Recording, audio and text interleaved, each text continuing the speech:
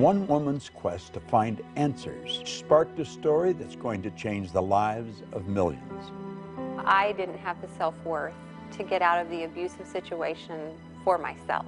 I have 3 children that are the light of my life, and they are the reason, the encouragement, the purpose for me getting out of my marriage. Holly Walker finds herself in a devastating situation. He picked me up by my neck, threw me on the hood of my car in front of our youngest daughter, beat my head into the hood of my car, and choked me until I could hardly breathe. Betrayed by the people who were supposed to love her, struggling just to get back on her feet, having to fight a court battle to get custody of her 3 young children. During this process, there were days that were extremely hard, that I really second-guessed and questioned, what have I done? And I decided that I was going to turn my life around. She got the idea of looking for a life coach, and she found a lady on the west coast of the United States, Kimberly Truitt. Kimberly told her she could build the life she really wanted, and she began to coach her. Holly's life began to change. I reached a point in time in my life where I decided that I was letting other people determine my happiness. And I realized that my purpose in life is to help people who are just like me. Holly and I became good friends, and today she's a leader in the professional and personal development industry. This film, Beyond the Secret, is an expression of Holly's dream, one way of helping you and the millions of people that will be watching it.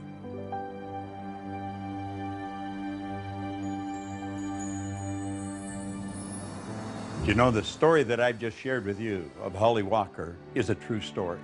As a matter of fact, I really played the story down. If you knew the truth about the transformation that took place in this lady, how she went from winning to nowhere and right back up again, you would never wonder whether you could win. And that's the purpose of this film. We want to recommend that you go beyond the surface, really take a look at who you are and what you are. Do you know that there's around 11 million kilowatt hours per pound potential energy locked up in the electrons in the atoms of your body? Phenomenal power. We've got enough potential energy in us to light up a small town for nearly a week. What do you really want? Listen carefully as each person comes on the screen. Listen to what they have to say, because they're going to put a spotlight on something that Holly wants you to hear. But don't just listen to it. Understand it. Listen to it frequently, and then apply it. Life is a magnificent journey. It truly is, but only if we make it that way, and we have the potential to do that. Hi, I'm Holly Walker, and welcome to Beyond the Secret. What's the value of one really good idea applied to one specific area of your life?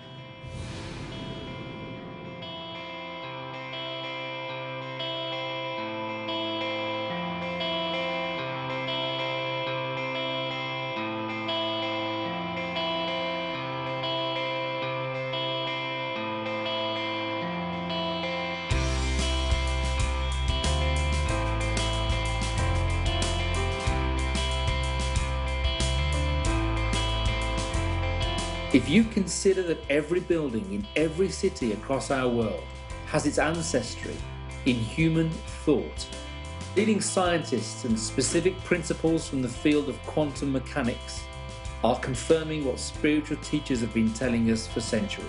This isn't just wishful thinking.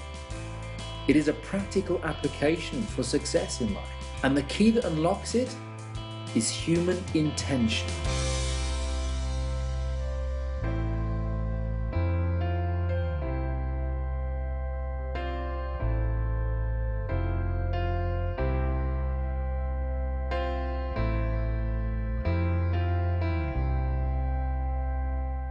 The law of attraction is no longer a secret. It's been discussed, ripped apart, examined, and put into practice by those with the awareness of how to use it to their benefit. You may be like I was, confused, disappointed, or maybe you just have a lot of questions that you need answered. My website has received thousands of emails. I think I'm doing everything I'm supposed to, but it's not happening fast enough. Why am I not making more money? Why isn't the law of attraction? I want to start living my dream lifestyle, not just dreaming about it. How do I do that? I made it my mission to find the answers. I set out to meet with the teachers who inspired me, the ones who really spoke to me and helped guide me through some very difficult times in my life. And literally, through the law of attraction, over the course of a year and a half, I was able to sit down with some of the world's leading visionaries and most inspirational teachers and ask questions. The wisdom that they share in this film is invaluable, and you can use it starting today to change your life. I have heard time and time again, and you've probably heard this yourself, that the law of attraction doesn't work. That's like saying the law of gravity doesn't work. The law of attraction is always working, just as the law of gravity is. Gravity keeps you sitting on a chair and you're not bouncing off a ceiling. But if you use it wrong and walk off a building, you're toast. Well, it's the same with the law of attraction. The law of attraction, though, is a secondary law. The law of vibration is the primary law, and the vibration you're in dictates what you're going to attract. When you're in the vibration of having ideas, everything that's in harmony with having that experience will start to be attracted to you. Like energy attracts like energy.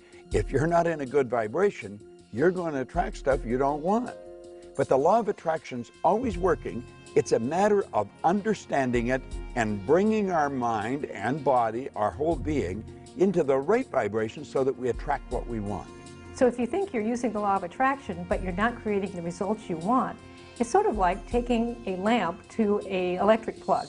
So if I'm carrying a lamp and I'm heading over to an electric plug, and I plug that lamp in, and I don't get any light, I don't get down on my knees and beg the law of electricity to please, dear law of electricity.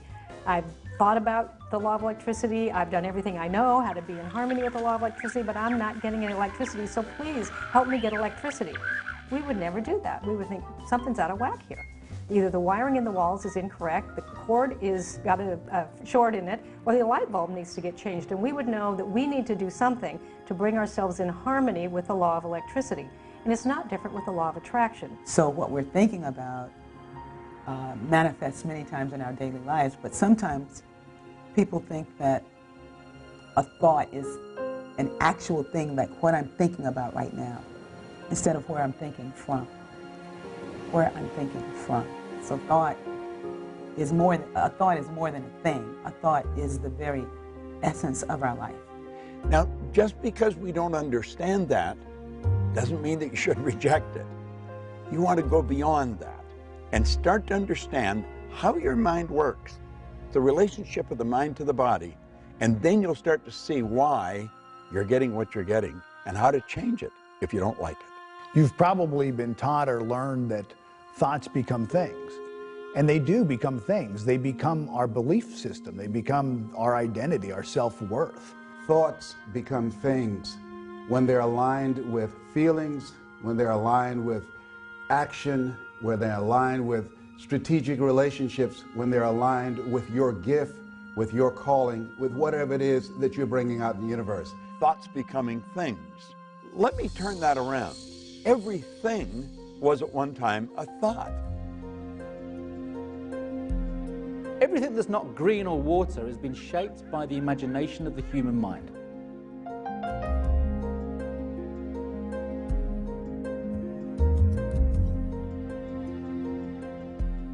Everything you look at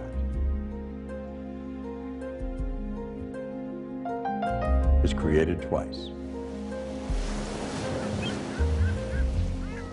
Thinking is the highest function that we're capable of. And when we think, we take thoughts and we join those thoughts together and we create ideas. And by holding the idea in our mind and getting emotionally involved, it causes us to move into action. And it also sets up an attraction. And it's the action, the attraction that alters the conditions, circumstance, and environment in our life. It's not enough to be talking about your dream, thinking about your dream, praying and hoping for your dream. You really do need to take action. It's been my experience that with one single action step, everything changes. You're no longer thinking about it, talking about it, you're doing something about it. People relate to you differently. You relate to you differently. New resources show up as you have a new perspective. Isn't that it drops in, like, you know, the whole picture just drops in, but you'll get threads of it. You'll see little, like a sprout coming up. If you honor the sprout and nurture it, it will grow, it will send down roots, it'll begin to flower and blossom, and ideas come forth this way. And that's how you build a dream. You get a very clear idea, you nurture that dream. The law of gestation is important as it helps you grow that dream, but you have to take steps every single day. Take action. Create what I call a wow within 1 week. What's the step that you're going to take to demonstrate you're more committed to your dream than to any doubt, fear, or reality that might get in your way? It's in acting on your dream that it truly becomes real. A baby step in the direction of your dream and the direction of what you want to create. The law of the universe will work just fine. It's about us learning how it works, getting in coherence with that, and practicing that on a daily basis. So baby steps are a great way to take your steps forward. Baby steps will take you all the way up Mount Everest, by the way, if you just keep taking them. And oftentimes, the change takes place first inside before it's expressed outside. If you're taking action and you don't see the result, be aware that it's coming. And in fact, if you do build your awareness around and start looking for little examples, little results that actually are coming your way, I think you'll find that they're already there. What I've realized is when I was relying on just blind faith, whenever I would meet with this condition or circumstance that I didn't know how to go through, oftentimes I stepped backwards into safety. It's really faith based on understanding how we operate that allows us to move confidently through that terror barrier and into that area of unknown outside of our comfort zone. It takes 5 years to become a plumber. It takes 5 years to become a mechanic. I'm not quite sure how long it takes to become a medical doctor, but I would imagine a few more than that. Well, we can't watch a 70-minute DVD and like that understand what makes life tick. We've got to make a decision that we're going to study something about ourselves. It takes a different kind of process to grow the bamboo tree. You plant the seed and you water and you cultivate the soil for 5 years. And at the end of 5 years, the bamboo tree that does not break through the ground in those 5 years, in 6 weeks it grows over 90 feet tall. Now the question is, did it grow 90 feet tall in 6 weeks or in 5 years? And I say in 5 years, because had at any point in time you stop watering it, at any point in time you stop cultivating the soil, the bamboo tree would die in the ground. A lot of people, because they're impatient and they want things right now, they allow their dreams to die in rejection. They allow their dreams to die in bankruptcy. They allow their dreams to die in negative conversations. They allow their dreams to die in excuses. They allow their dreams to die inside of them because they're not patient. They don't trust. They don't believe. Belief and trust gives you patience. When we're born, we are programmed to move along a certain track. That's called genetic conditioning. It's part of a paradigm, part of a control mechanism in our mind. And then we're programmed environmentally. Thoughts that you hold and the thoughts that you choose start to create your beliefs. They create your paradigms. They create the filters through which you see your world. Those beliefs are really what determine the actions that you're willing or not willing to take. And I don't think it takes any genius to tell you that the actions that you take in life are those things that are most responsible for the results that you're getting. I think the first thing you have to do is you've got to decide exactly what you want and then write it out in a vision form. We can take a pen and a piece of paper and decree our own destiny. Like a story, like it's already happened, like it's present tense. Now, if we don't do that, and unfortunately not that many people do, then it's predetermined. It's predestined by the paradigm that's built into us at birth. But you have the ability to change it. You build the image, you get emotionally involved with that image, you hold that image in your mind of that life that you want to live and you in it. And you will begin to see those results manifest themselves. That is the way to create the life that you want. Our gifts come to serve the world, not to make us rich first, you know. And so, but I was trying to get rich off my gifts. And I was so sad. I worked the principles too. I wrote it down. I did all the things that I learned to do early in the game. And I was very depressed a lot of the times because what I wanted to see happen was not manifesting. You know, we live in this GPS society where we think we have to know every single step we've got to make, and it's really not that way. It didn't dawn on me that maybe I was on the wrong track, that maybe there was something better for me. As long as we know what the very first step is for us to take, and we may not even have a clear idea of that. Thoreau said if we'll just advance confidently just in the direction of our dream, we can live the life we've imagined. But one thing that I didn't stop doing was that I didn't stop singing, and I didn't stop writing songs, and I didn't stop with my interest in music. I loved it. What we need to know is why, what our purpose is. Knowing how to do something really is at best guessing. That's something that's left to our Creator, to our relationship and understanding of how God operates with and through us. I got to a spiritual community that really inspired me, and I heard the message. I heard this message that said I was more than my idea of what I thought life was. There was something greater happening than what my disappointment had said the world was. I was disappointed with the world. I was disappointed with everything. I was pissed off. I was mad. I was cynical, you know, because I hadn't worked the principles, I thought. And I was like, once I really understood what that meant, I became alive again. That numbness inside of me began to thaw. You know, that numbness from disappointment began to really thaw. God never meant for me to be Lionel Richie. Lionel Richie, like Oprah said, Lionel Richie was taken. You know, I was here to be Ricky. Or what did that mean? You know, what? And then I started writing these songs of inspiration, writing songs about, you know, about love, about God. That's what I came to do. That's what I came to do. I received an email from a woman who got married at an early age, had children, and she's now divorced. She works at a job that she doesn't like to support her family. Her email had so much in common with a lot of others. You feel overwhelmed by responsibility, and it may be true that you do feel stuck. That thinking is the problem. The other stuff isn't really the problem. The thinking that you're stuck is the problem. So I know it's hard to think differently when you really think you're stuck. That's why you want to study this, and that's why you want to get some help thinking differently. Okay, if I didn't believe I was stuck, what options do I have? If I didn't believe that I was going to be stuck for the rest of my life with this, what could I do? The mistakes you've made in the past, you've already paid for. You don't have to pay twice. Start right now. Redefine what it is that you want. Begin to take the steps to the dream job that you do want. And you think into the solution. You begin to think from a believing that maybe there's an opportunity. I don't know the opportunity yet, but just maybe.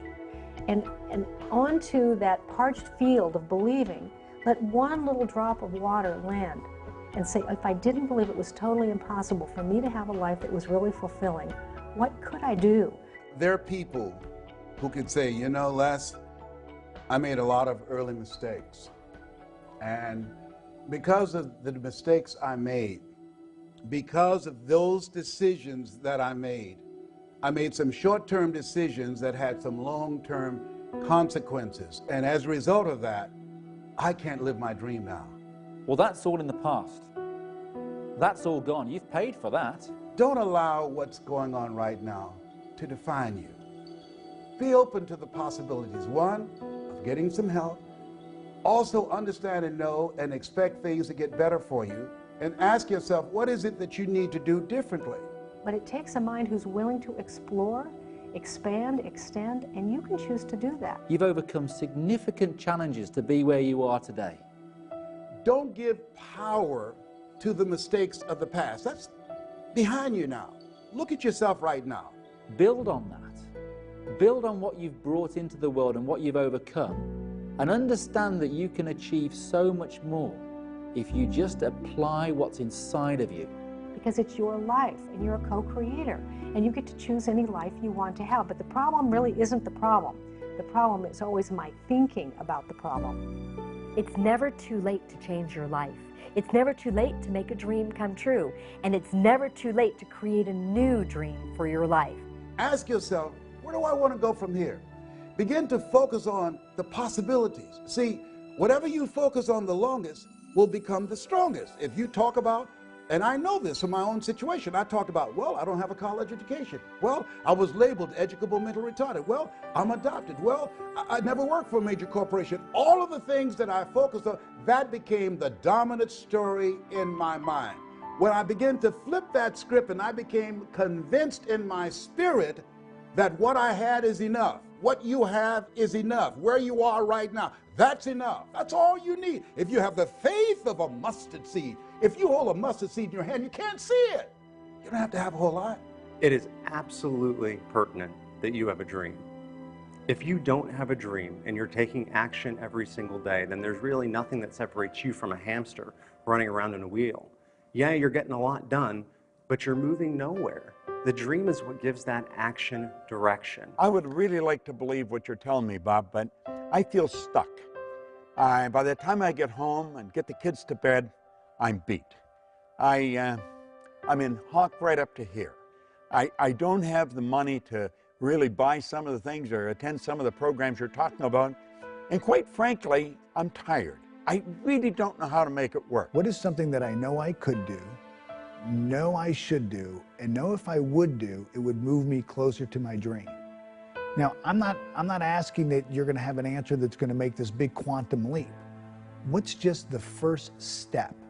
I have a friend who does a seminar called How to Earn Over $200,000 a Year with Your Eyes Closed. Mike Jones out of Philadelphia. He's been blind since he was 10 years old. Tawana Williams, she wrote a book called Unarmed But Dangerous. She's the president of her own corporation. She was a 10-year crack addict, a single mother, and she was born without arms. Oh,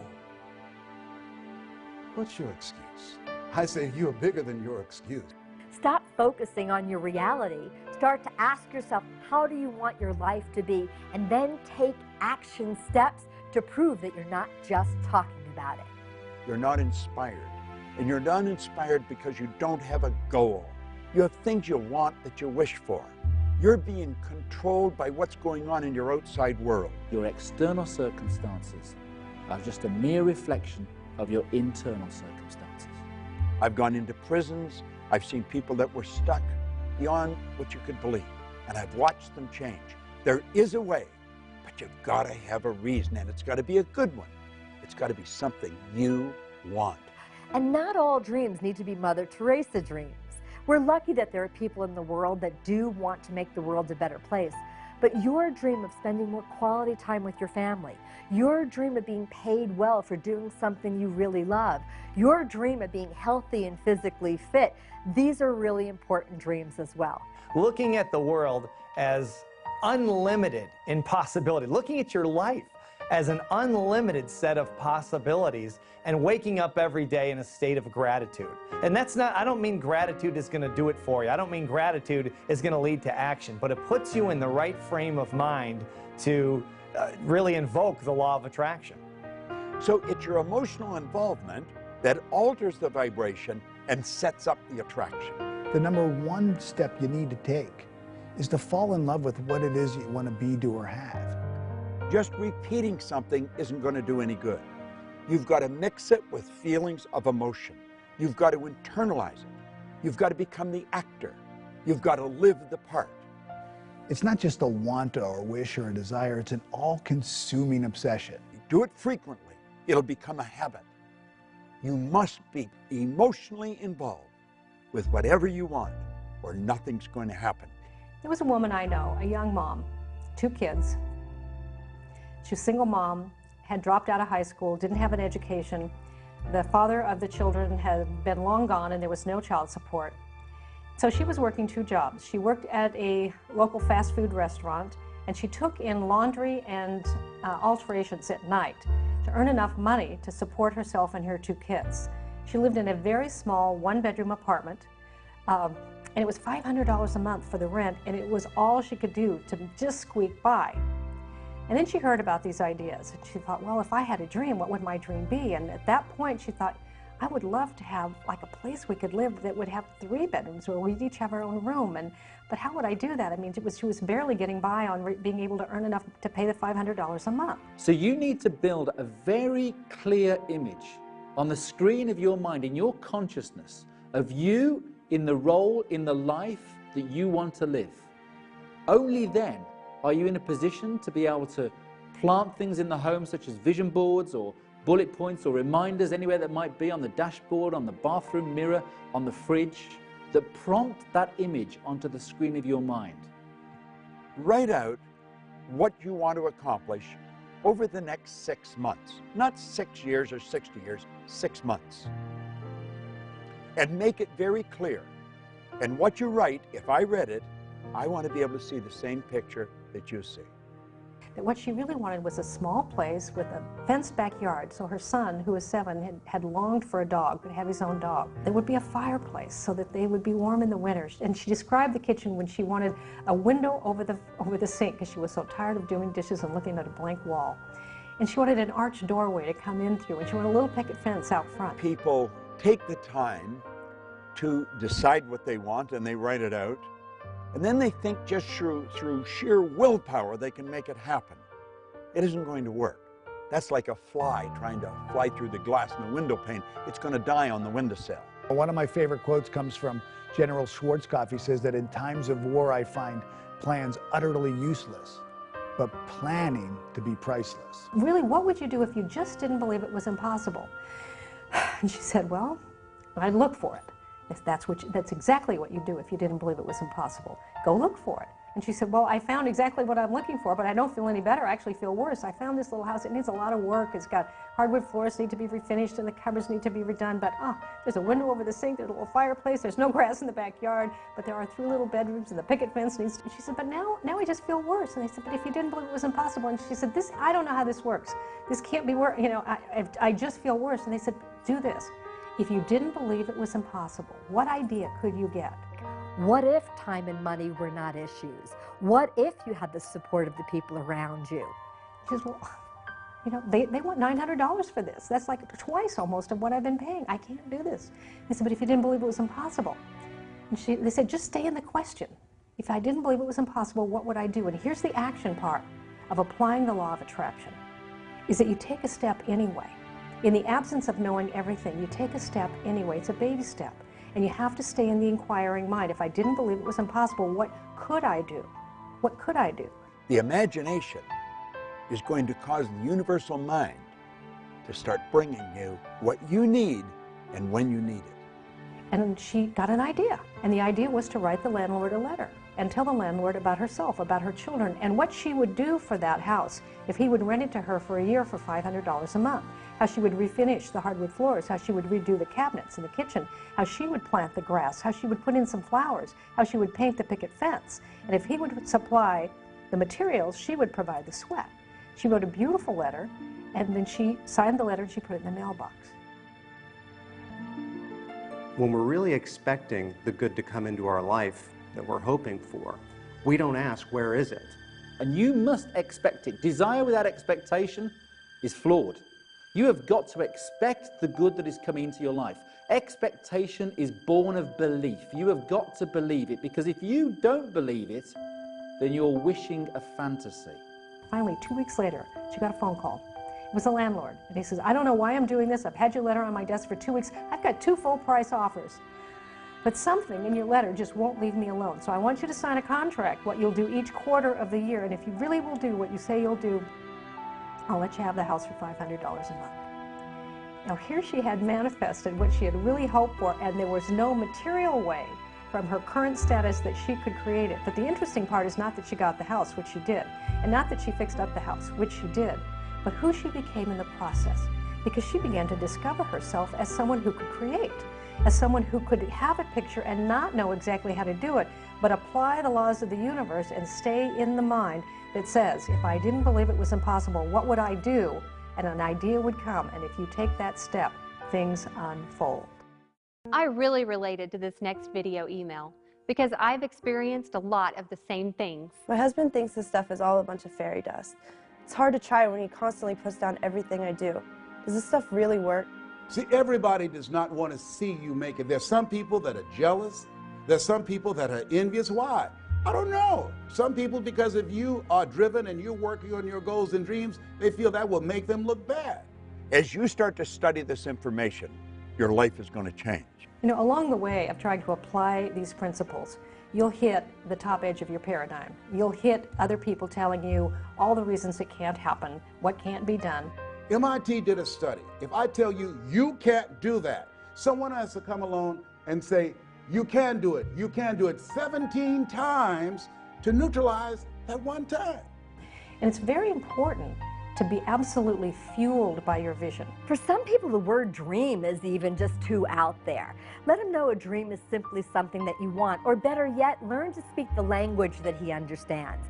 When a plane's taking off, it's got to go against the wind, it doesn't go with it.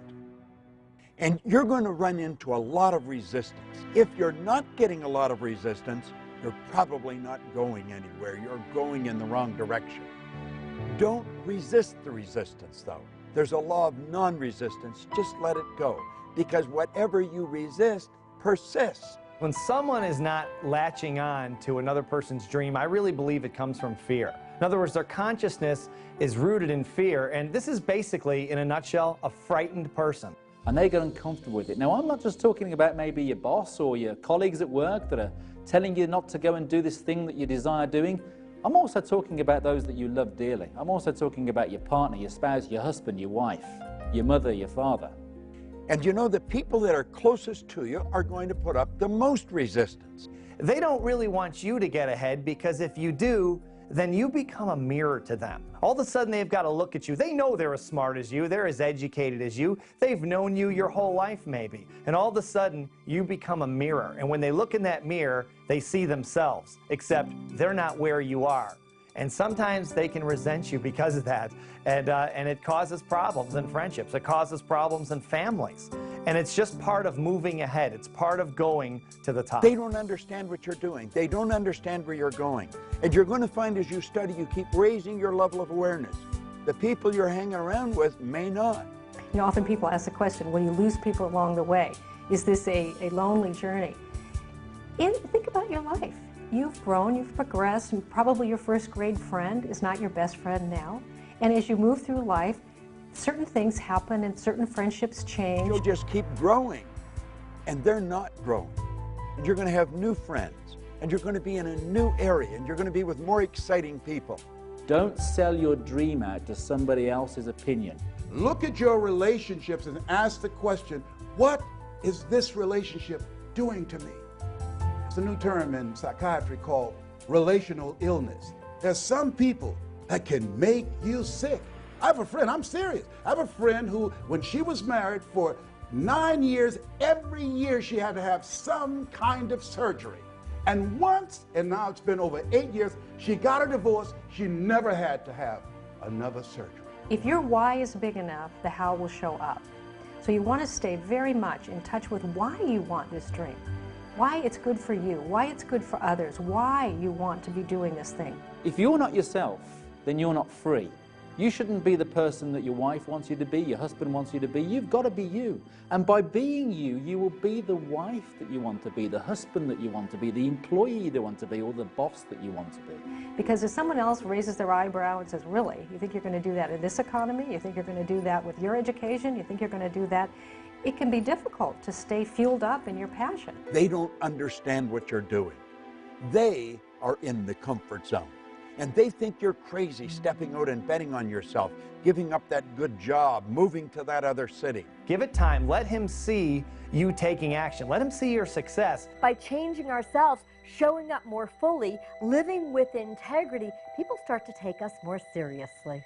Well, Les, can I change him? No. It's a full-time job changing yourself. I wouldn't try to change your husband. What I would do is I would do what you can totally 100% control, and that's your actions. 9 out of 10 people will die rather than change. That's how difficult change is.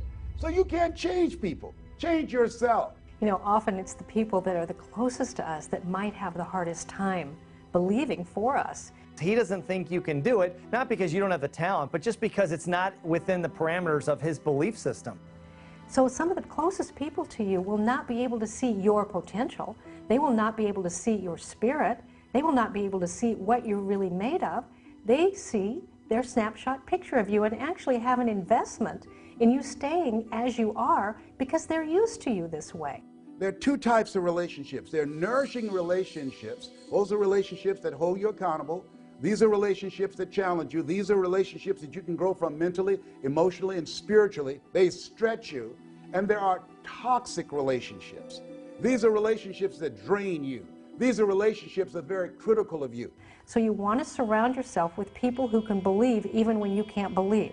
We can't always find one person who's our dream person, meaning they can deliver everything we need all the time.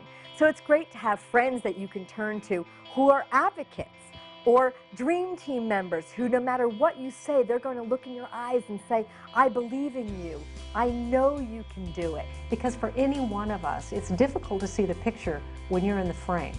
So you want someone else who can see the whole picture and help remind you yourself. Yeah, sometimes when you're going for your vision and your dream, people will say, oh, you're just materialistic, man. Why don't you just be satisfied? All you care about is money and things and that type of thing.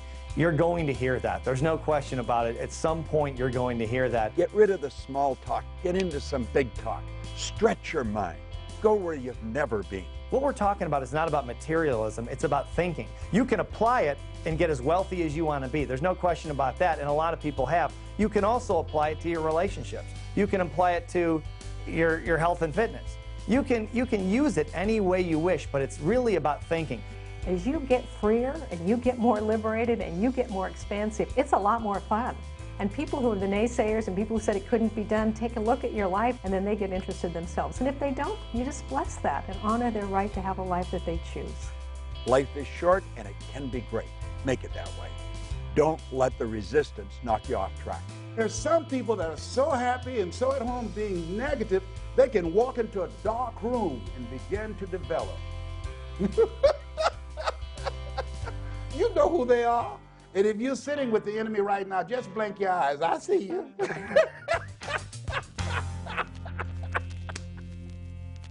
This video email is from Laura, and she is like so many of us. She doesn't like change. I hate change. I'm not happy with my life, but making huge changes seems way out there, and I don't want to end up being laughed at if I fail. You know, if we'll be open to a new idea that maybe change can lead us to the growth that we really want in our lives, to a completely new who we are, a redefinition of our purpose in life, a full realization of our potential, then maybe change doesn't become this thing that we have to struggle with or wrestle with. Most people live their lives completely at the whims of the circumstances around them. It's easy to get comfortable in a life that isn't really that comfortable because we're used to it. Get out of the comfort zone. You know, if you're comfortable where you are, you're in a bad spot. You know, I was very corporately conditioned. I was programmed to go into work every day, to earn the salary check, and the thought of not having that salary check, the thought of not having that company car, the thought of moving out and doing my own thing scared me witless. It kept me in that place for 4 years beyond when I should have gone. Don't settle for comfort. Life is too short. It can be a phenomenal trip. Don't give yourself permission to continue to be where you are.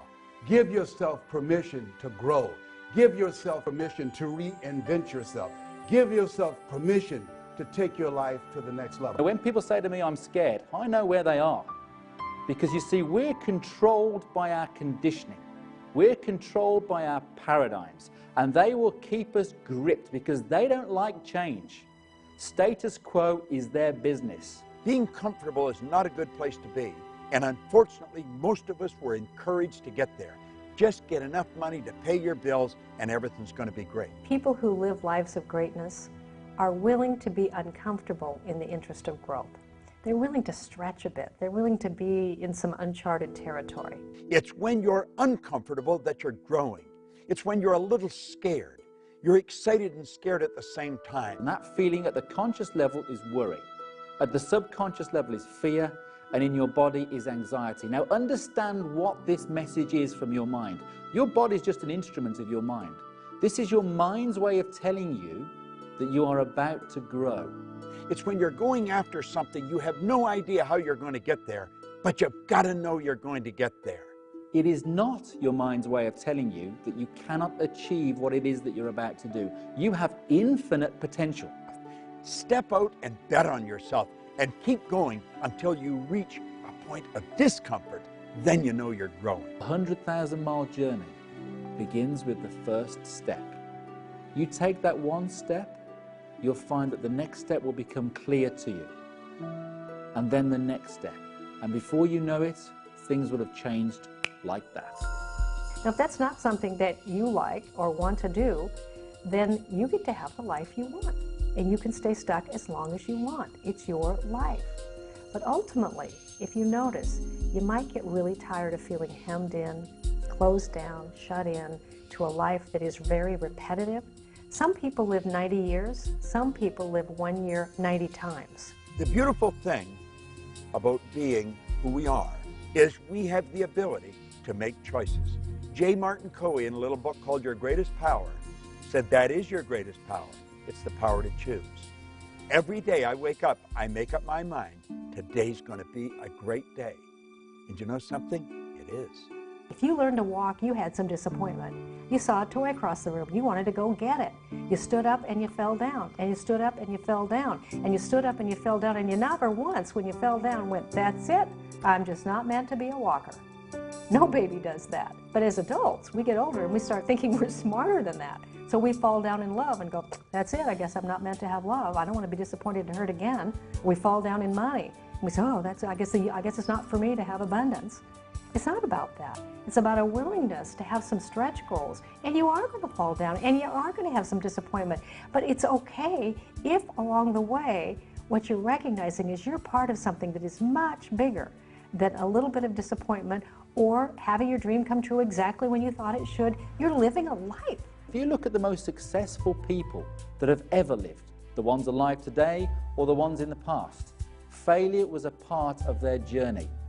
And you're living in what Hildegard of Bingen in the 13th century called the best life there is. And she said each one of us must learn to live on the green, growing edges of our own becoming.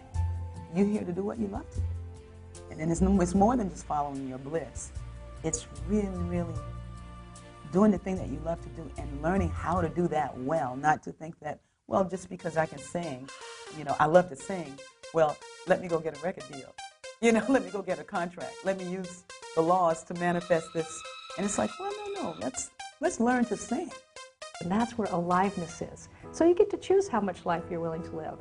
We're here to serve our gifts to the world. That's why we got them. That's why we got the things that we love to do. I mean, it's an indication of what it is you came to do. In your day-to-day activities, what really has meaning for you?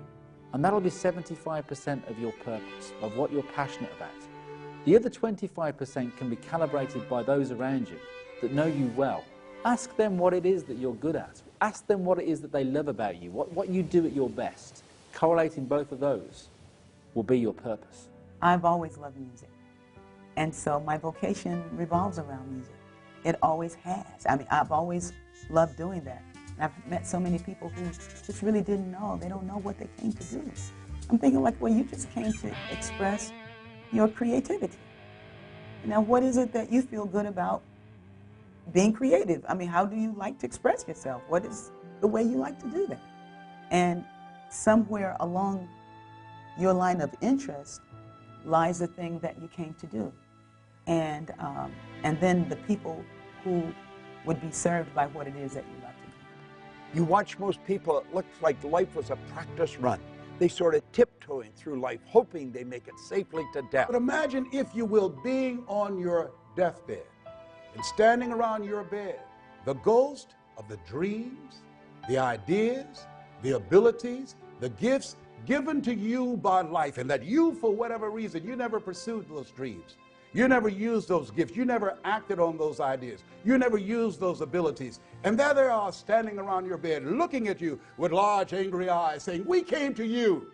And only you could have given us life. And now we must die with you forever. When a person is numb, they're so cut off from their own happiness, from their interior happiness.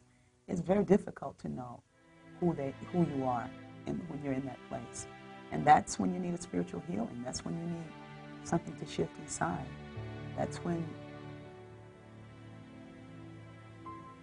you need to be still so that you can discover what it is that wants to speak to you, that wants to speak through you. The wealthiest place on the planet is the cemetery. There you find potential never manifested. There you'll find books never written. There you'll find music never played. There you'll find ideas and businesses never given birth. It's your life, and you get to choose. But I'll tell you this, there is way more joy and way more fun and way more aliveness if you're willing even to explore a little bit. And you don't have to take giant steps of change. You can take baby steps of change. Just be willing to explore a little bit. And what will happen is your change muscles will start getting stronger. And you'll start to have a little more appreciation for the value of little changes because they produce great results over time. You're stronger than you can ever begin to imagine. You and everyone watching this can do it. You've got something special. You've got greatness in you. How about living your dream lifestyle instead of just dreaming about it? Let's throw this to America's Dream Coach, Marcia Weeder. The difference between a dream and a fantasy, like winning the lottery, is that in a dream you can design a strategy for getting there. A fantasy is wishing for something.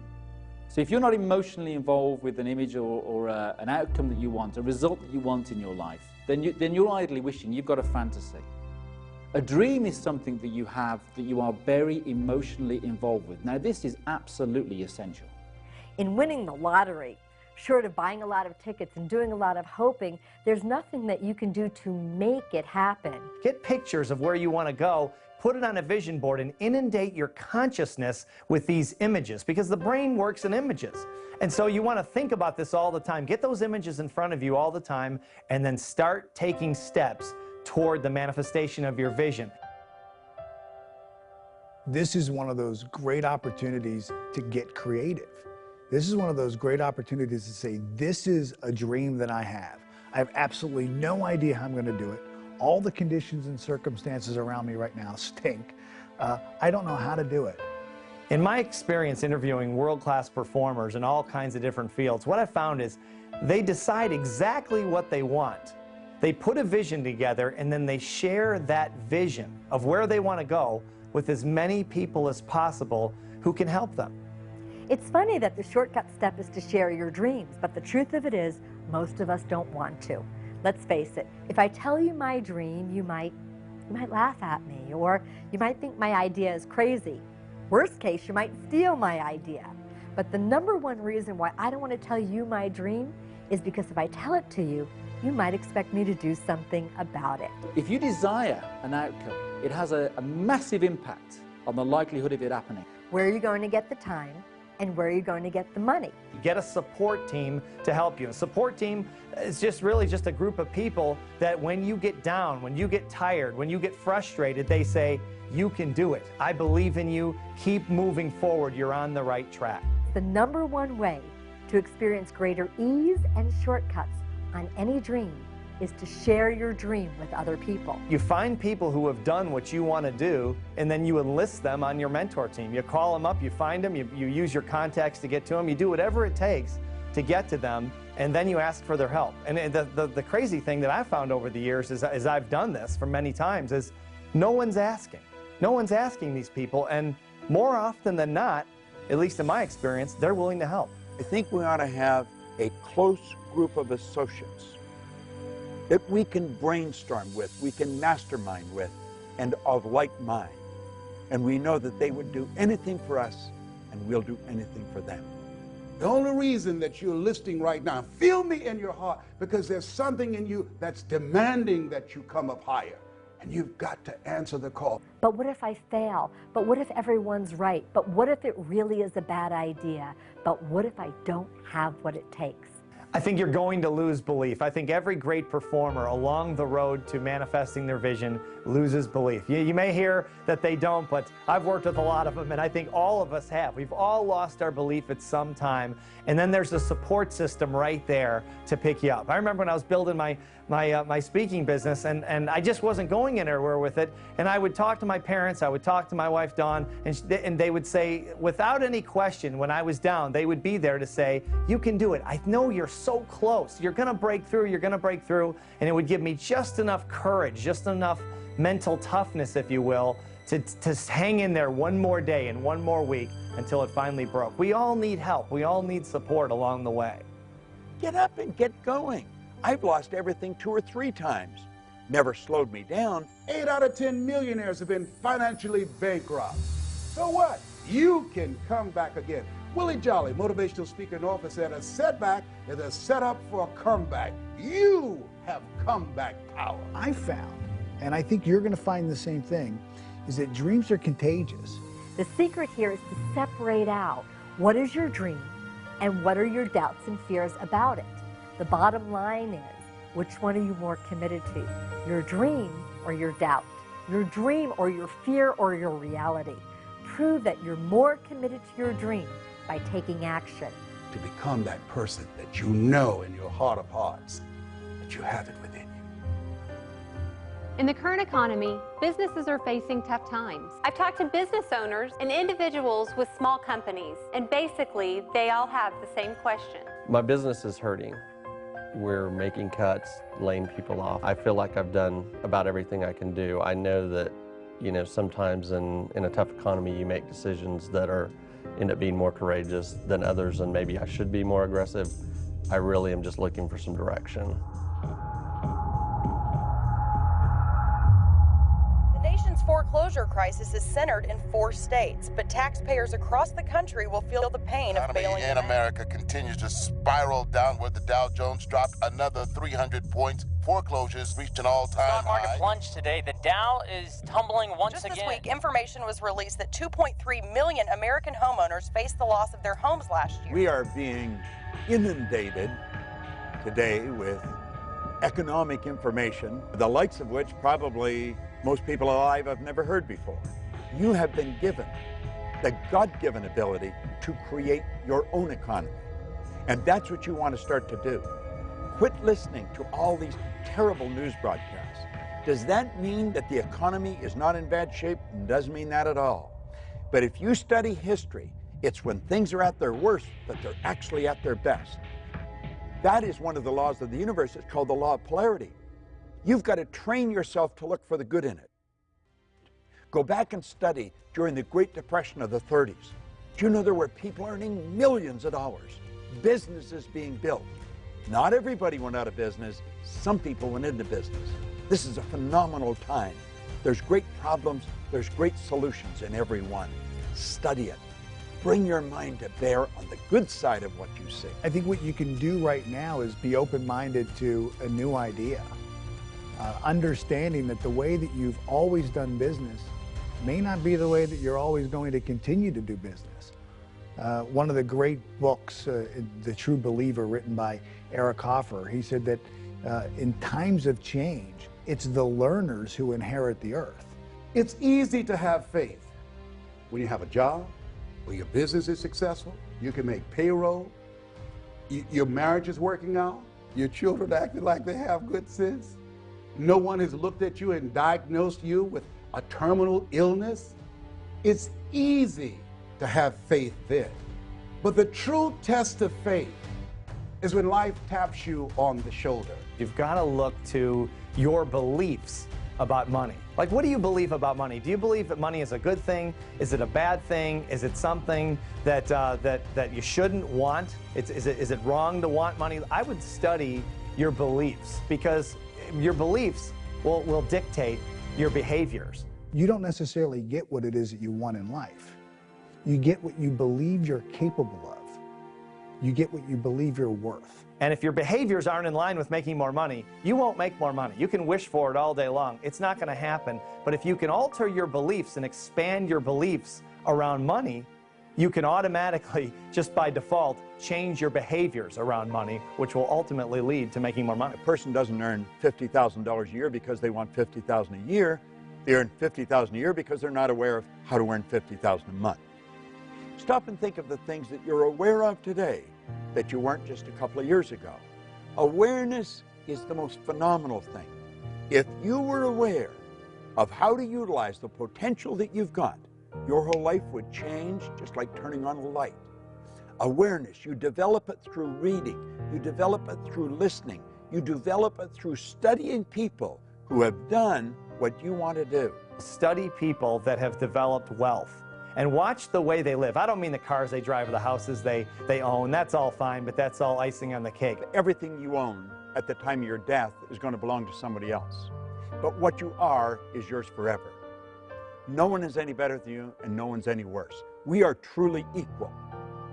And what we want to do is really understand that. Do you know that everything, ourself and everything that we see, is energy? And it's in a source of vibration, pure unadulterated spirit. There's an infinite amount of money. I don't mean there's an infinite amount of paper and gold. I don't mean that. I mean, making money is really unlimited because money really flows directly from ideas. When you begin to start thinking, get grounded within yourself and be still and start thinking and not allow yourself to make decisions from your fears. Zig Ziglar calls fear false evidence appearing real. You want to be thoughtful and start thinking and strategizing and developing a plan of action or where you're going to go now, where you're going to move your life, what's next for you. Because there is something available for you. It's now time for you to start a new chapter in your life. There's total abundance out there. Most people don't know that, but that doesn't mean you can't believe it. That's what wealthy people believe. They believe there's no end, there's no limit to the wealth they can build. I remember a point in my life, things were working out real good, and I said, this is too good to be true. I had a talk show. They paid me millions of dollars to do the show. And when I came into New York and was in the studio in Manhattan Studios, I looked around and I said to my mentor, this is too good to be true. And he said, Les, there are no overachievers. I said, Mike, this is too good to be true. Something is bound to happen. And it did. Thou shalt decree a thing, and shall be established unto you. Death and life is in the tongue. Don't be afraid of taking a risk. If you fail, you can get up and go at it again. Failing is a part of winning. One of my favorite studies is on The Spirit of Opulence, written by Thomas Troward. He said that when we're drawing from the infinite, we never be afraid of taking more than our share. I just love that. He said that's not where the danger lies. The danger lies is in taking less and being willing to settle for that. I am asked over and over again, is this a good time to take a risk? Step out and follow your purpose. Do you know the worst thing that can happen to you is not to take a risk? That's the greatest risk. See, I live with the idea that if you're not on the edge, you're taking up too much room. We've got to step out of the life we're in if we ever want to get to the one we're going for. You know, a lot of people talking about waiting for their ship to come in. And Abraham Lincoln talked about the fact that the people who win in life are willing to swim out to the ship. You weren't born believing that money is the root of all evil, or that you should go to college or you shouldn't go to college, or you should get married or not get married. Those are all programs from people of influence in our childhood. When we were little kids, people said this is right and this is wrong. And we believed it because we didn't have any frame of reference as children to argue with them. Well, now we do. Now we know what we're going to need to get where we want to go. The quality of thinking that has defined who you are and the life conditions and circumstances you have now is not the same quality of thinking that's going to produce what it is that you want and move you beyond your comfort zone. Now you believe it. Now what? Now what you're going to do is you're going to start taking action to move forward with building your wealth, because you're not going to be holding yourself back. You're not going to be sabotaging yourself with this belief that there's only so much, and who are you to want more? Who are you to dream bigger? Because you know there's enough to go around for anyone that can believe and then follow up their belief with action. If you have an idea of a business that you want to start, and immediately you sit down with pen and paper and want to figure out how you're going to afford it, you might right out of the gate compromise the dream down, making it smaller, because you know that you can afford this much money. But as you start to pump up the muscle of being more creative, more visionary, dreaming bigger dreams, you'll also see that it's more powerful to really go for what you want and then figure out how to make it happen. First understand what your dream looks like. And then when you know what your dream is, then decide if you have enough money or not, because how possibly could you know how much money you need until you start taking action towards it? In our conscious mind, we have this thought that we want to be, do, or have more. We want this big income, we want better relationships. But that thought then has to be in harmony with the belief of who we are. And oftentimes it's not. And here I think is where I know for me in my life, many times, and I think a lot of people get stuck because this is where we surrender. I think there's two major kind of beliefs. There's true belief, where you've actually experienced something and you know it's true. You believe it because you actually lived it. That's true belief, 100% belief. And then there's the belief of a lot of superachievers, which is what we call manufactured belief. In other words, as emotional creatures, they've literally talked themselves into believing something they've never done before, that they don't even know is possible, but they talk themselves into it. We call that manufactured beliefs. And a lot of people, before they ever accomplish their visions, have 100% belief in their ability to do so because they've talked themselves into it. What else in you that you haven't used that now the universe is demanding that you bring it out here? Really get very clear on the vision of what it is that you want to do. Internalize that vision, become emotionally involved with it. And then when you become intuitively aware of an action step, an idea, one of those out of the blue moments that you can do that would move you closer, that's when you act, regardless of the condition or circumstance. Those are the 3 steps. Build the image, internalize the image, and then take action. When you are actively engaged in making things happen, you don't have to be depressed. I don't think most people will do what we're talking about. That doesn't mean you shouldn't do it. You should do it. And that's one of the reasons to do it, is because most people won't. It gives you an unbelievable opportunity to move ahead. A negative person can look at opportunities and all they will see will be the obstacles. But a positive person, a person who has an optimistic view of life, they can look at the obstacles and all they will see will be the opportunities. And everyone could do it, but chances are they won't because of all that lack and limitation programming. Years, and if someone is 30 years old, chances are they have 30 years of lack and limitation programming. That's a lot to overcome. So most people probably won't do it, but you can do it. All you have to do is take the steps now. Take the steps starting today. Forget the past. It's over. Most people don't realize the 40-40 plan is gone. This is the era of the 3 C's: accelerated change, overwhelming complexity, and tremendous competition. The 40-hour-a-week doing the same thing for 40 years, that day is gone. That was a domestic economy. This is a global economy. You will have, if you're just getting into the job market, at least 5 careers before you're 65. This is the time you want to be creative. This is the age of what Ralph Waldo Emerson calls the age of self-reliance. You want to be creative. What are the various things that you can do that you're not doing right now? Today, as Robert Schuller would say, you either expand or you are expendable. Be creative. Start thinking, what is it I can use my talents and abilities for? I think if you'll start to focus on how you can rather than why you can't, you're going to find that not only is your business going to grow, but the people in your business are going to grow. Your success or failure in life is directly related to the quality and the quantity of the service that you provide. And as you're looking at yourself, whatever area you decide to get into, just make up your mind. You're going to be creative and relentless and disciplined and innovative, and that you're going to provide more service than you get paid for. You and hundreds of thousands of other people find themselves in a very similar position. One thing we do know is that change is inevitable. The way that we've always done things isn't always going to work in the future. But what are your assets? What are your gifts? What are your talents? What are the things that you can do right now where you are with what you have? Chances are the conditions and circumstances for you right now are not conducive to you making this big change in your life. You have to find the yes people in your life.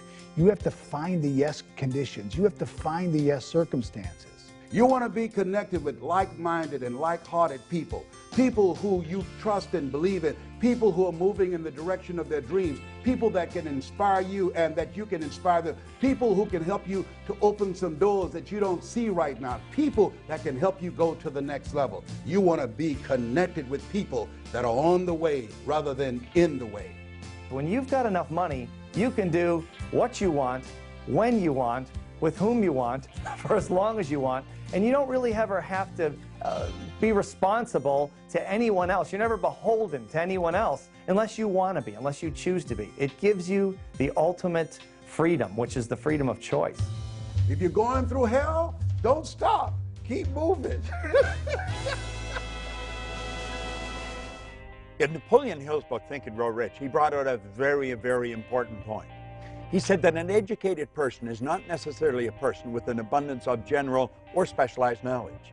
He said an educated person is a person who has so developed the faculties of their mind that they can acquire anything they want or its equivalent without violating the rights of others. Our education system is nothing more than a system that memorizes data. I don't know many people in the world that find Pythagoras particularly useful in their day-to-day activities. So we come out of an education system without ever asking ourselves quality questions, the kind of questions that people need to live a fulfilled life. You have a conscious mind and you have a subconscious mind. Your conscious mind can originate ideas, it can accept ideas, and it can reject ideas. Most of us have been programmed and conditioned our entire lives to gather information in this part of our mind using our physical senses. And it's through gathering this information that we then begin to form ideas. Now, your subconscious mind, unlike the conscious mind, has no ability to reject. Whatever you give to it, it'll accept it. It does not know big from small. It doesn't know good from bad. Everything just is.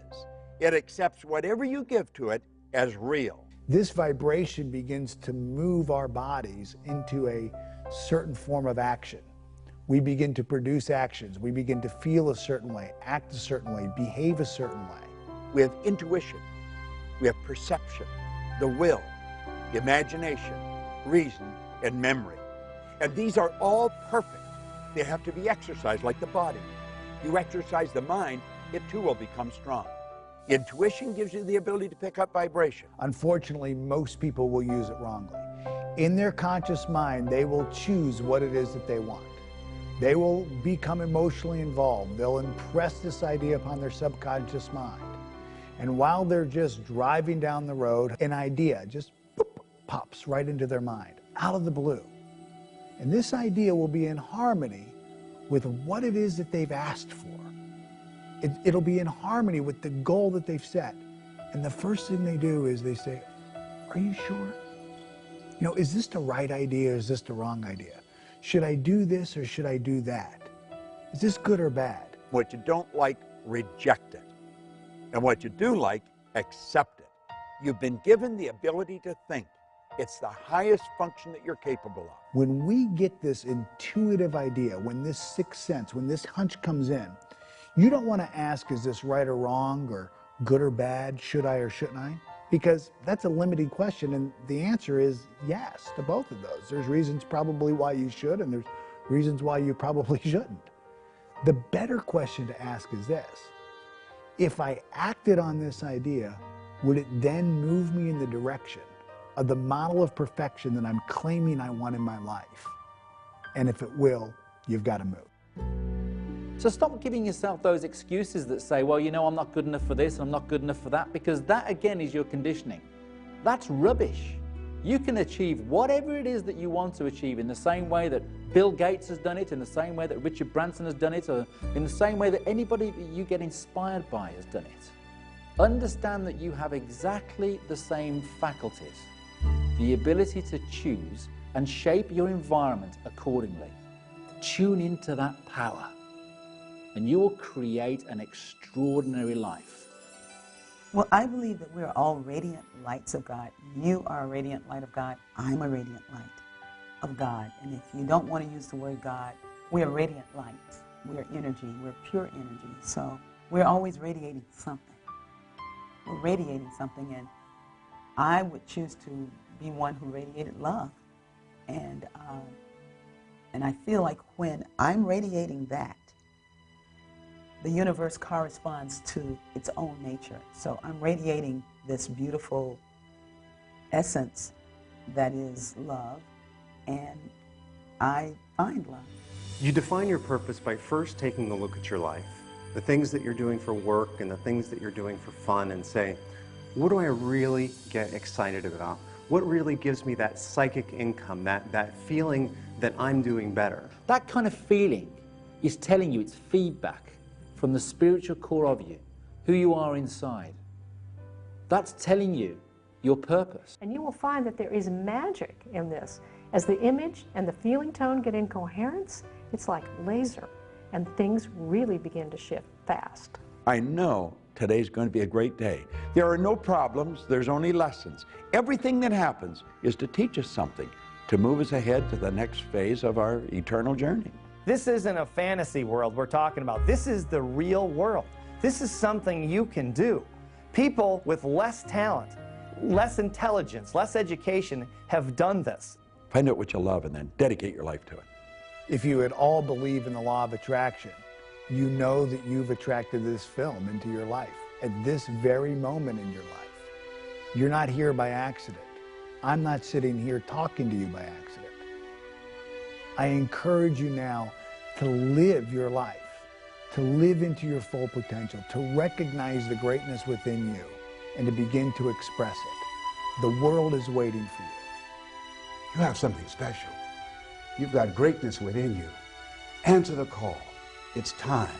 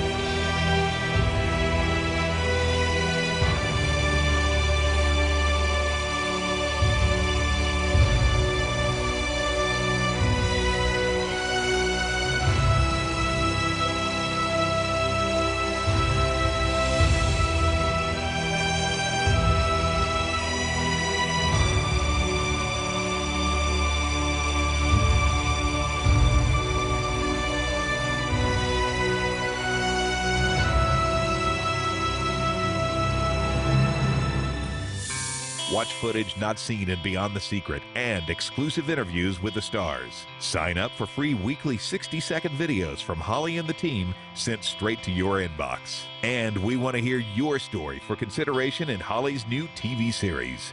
Click it on lifesuccesstv.com.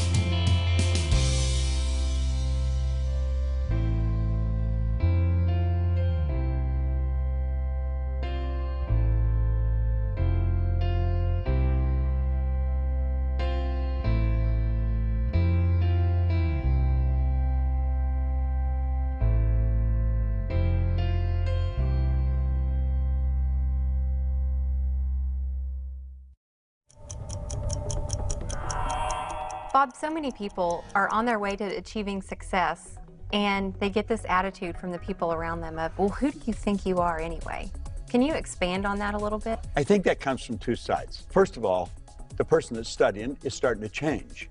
And sometimes, though, they get so enthusiastic about it, they want to cram it down everybody else's throat at the same time. And that moves them further away. But it's a natural thing that they're going to get resistance because the other people don't understand where they're coming from. And let's face it, I mean, you're right out of the box when you start to study this. It isn't the mainstream. You're doing things that's totally different. It's not taught in school.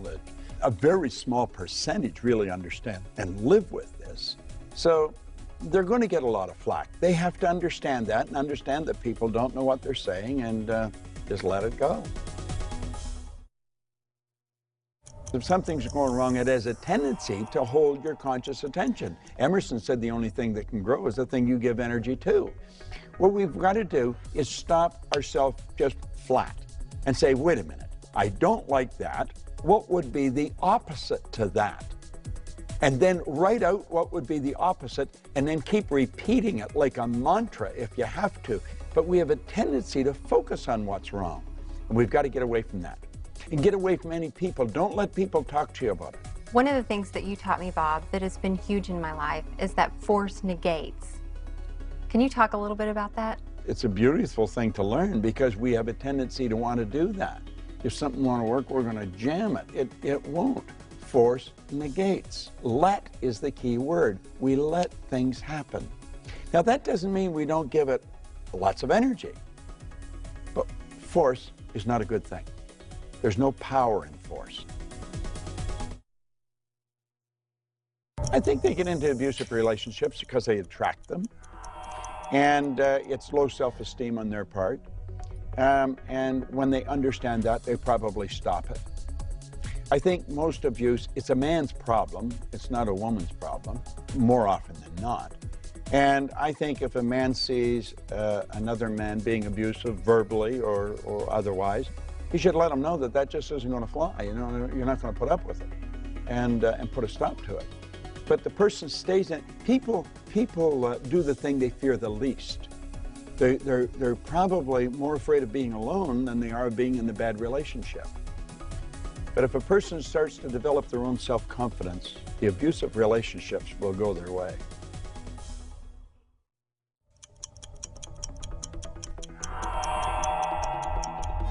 How does someone make more money, Bob?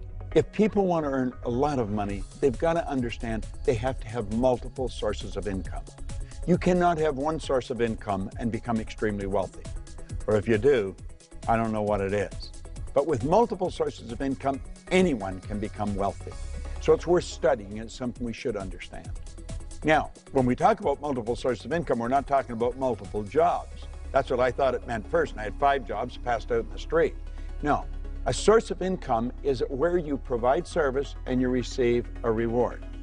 Working happens to be the worst way to earn money. We shouldn't work for money. We should be working for satisfaction, something that's meaningful.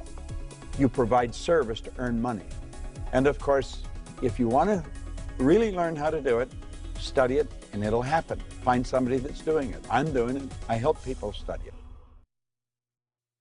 You can do what the most successful people do in terms of financial success, and they look at the profit centers. They look at what makes the most money in the shortest amount of time. I mean, I'll give you an example. One of the best pieces of advice I ever got was from a gentleman that owns a $300 million real estate empire, and he said to me, I said, how do you run such a big company? Because I've just never had that many employees, but I've never had that kind of success either. How do you do that? And he said, it's real simple, Steve. I come into the office every day and I ask myself one question. What makes me money the fastest? And then I do that. And then the second question is, what makes me money the second fastest? And then I do that thing. And then third and fourth and fifth and so on. And he says, and that's how I built the $300 million company from scratch. He said, most of my competitors are focused on all these peripheral things that really don't add to the bottom line. He says, I don't do that. I focus on the profit. In that weight loss model, we're in problem-solving mode. There's something we want to get rid of. And as soon as, I might diet and exercise, and then as soon as the scale shows that I've lost a couple of pounds, I'm back on the brownies. So it's not an incredibly powerful way of living life. I do find that it's, I see people have better results when they're honest about where they are, we'll call that their reality, but more committed to the dream of where they want to go. Let's take the big dream, break it down into projects that you can easily accomplish in 1 month or less. It's a short enough period of time where you can stay passionate and excited, but a long enough time where you can see a result. If we don't see results, we're going to give up. One of my missions in life is to change the way that we think about and talk about our dreams. So instead of it being, gee, maybe someday, it's like, this is what I want and this is what I'm going to do to prove to myself and the world around me that I'm serious about it. I almost don't care what it is that you're doing, as long as you're doing something every day to make the dream happen.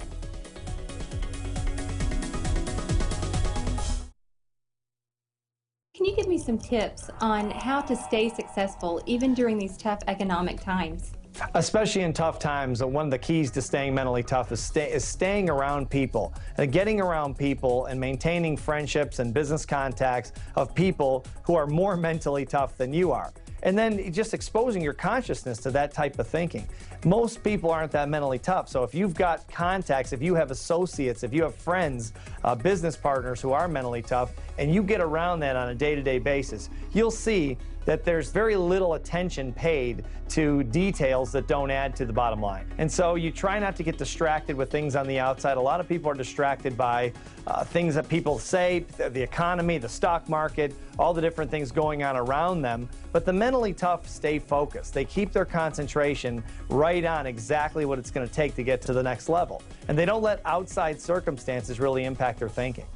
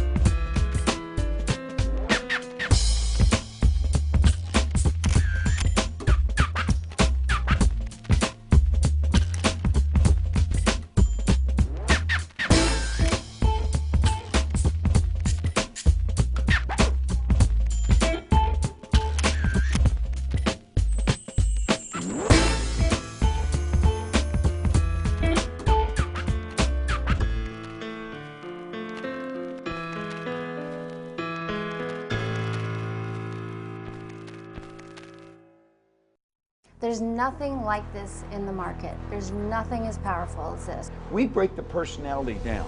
We show them how the mind functions. We show them the relationship of the mind to the results. There isn't another program in the market like this. This is powerful information. This program goes right to the primary cause of results. And in a market like this, we've got to get the people to pull together and bring the potential to the surface and increase productivity and lower costs. And that's exactly what this program will do. It teaches everyone who they are. And once they understand who they are as an individual, within a group, within a company, then they know how to bring more of themselves to the table and get the results they want. Changes their perception, changes their paradigm, changes the bottom line.